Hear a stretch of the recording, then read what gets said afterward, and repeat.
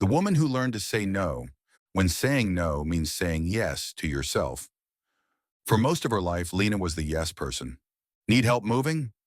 Ask Lena. Forgot your kid at school? Lena's already on her way. Need an extra shift covered at work? Lena. Need someone to bake cookies, organize a party, take notes in a meeting, or walk your dog at 6 a.m.? Lena. She said yes like a reflex. Before her brain could even process the question, the word had already left her lips. She wore her helpfulness like a badge of honor, and people loved her for it. She was the reliable one, the kind one, the one who could always be counted on. But underneath all that praise, it was exhaustion, a childhood of pleasing. Lena's habit of saying yes started early. She grew up in a house where peace depended on compliance. Her father was strict, quick to anger.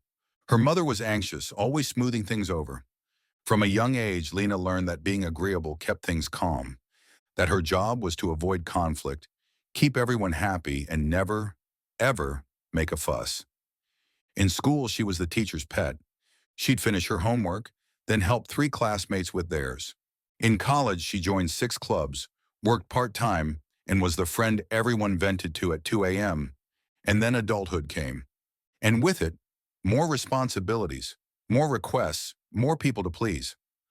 The burnout nobody saw coming. At 34, Lena collapsed at work. Not dramatically, no fainting, no ambulance, just quiet. She walked into the staff kitchen for tea and sat on the floor, and then couldn't get up. Her hands were shaking. Her heart was racing. Her vision blurred as if the world had gone out of focus. The doctor called it acute stress fatigue. Lena called it everything finally catching up. She took a leave of absence, spent the first few days sleeping 14 hours at a time. Her body was starved for rest. Her mind, starved for silence. And during those quiet days, something hurt even more than the physical symptoms. No one showed up. The same people who called her constantly for favors, sent quick, feel-better texts. But no one offered to pick up her groceries. No one offered to walk her dog. No one asked how she was doing. Lena felt invisible. Not because no one needed her, but because they only saw her when they needed her. The smallest no. After 4 weeks of medical leave, she returned to work. Same desk, same fluorescent lights, same manager with an overflowing calendar. On day 3, her boss asked casually, "Hey Lena, any chance you could cover Saturday's shift?" Old Lena would have said yes before he finished the sentence. New Lena paused. There was silence in the room, long enough for him to raise his eyebrows. And then she said, "I can't this time." Just that. No apology, no long explanation. Her heart thudded. She waited for the sky to fall. But her boss just shrugged. "No problem, I'll ask Jenna." And that was it. No scolding, no guilt trip. Just, okay. Lena went to the bathroom, locked the stall door, and cried. Not because she was sad, but because it was the first time in her life she realized she could say no. Learning to say no, again and again. That first no was a crack in the dam. At first, her no's were soft, tentative, hesitant.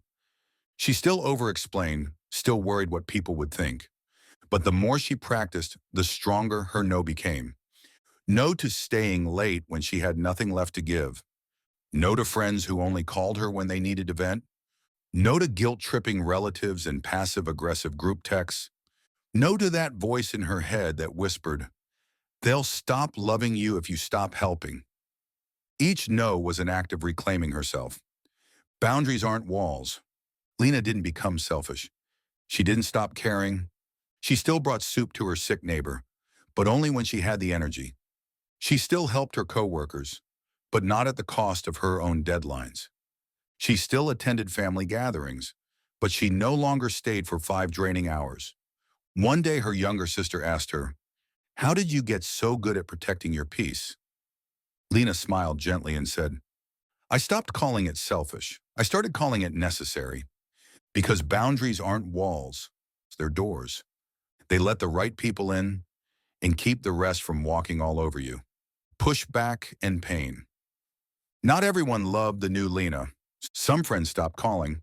Some coworkers rolled their eyes when she declined extra tasks. Her mother said she was changing and didn't mean it as a compliment.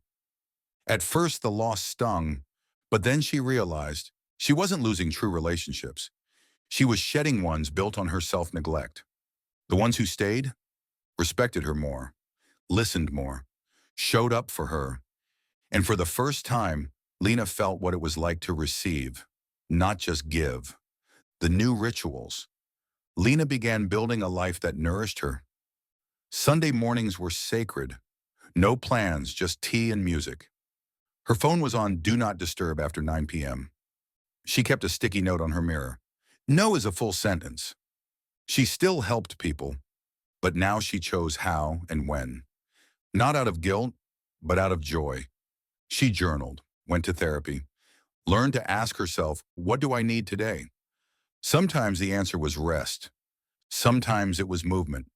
Sometimes it was to say no. The moment everything shifted. One afternoon, Lena got a call from an old coworker. Hey, total favor. I know it's last minute, but can you help run this event Friday night? We're short-staffed. She took a deep breath, checked her calendar, saw the note she'd written there. Dinner with myself. So she said, thanks for thinking of me, but I have plans. And those plans, they were with her peace, with her boundaries, with her new self. Moral of the story, every time you say yes to others, make sure you're not saying no to yourself. Because the most powerful yes you'll ever say is the one you give to your own life. If you enjoyed this story of resilience and grit, don't forget to hit that like button and subscribe to the channel.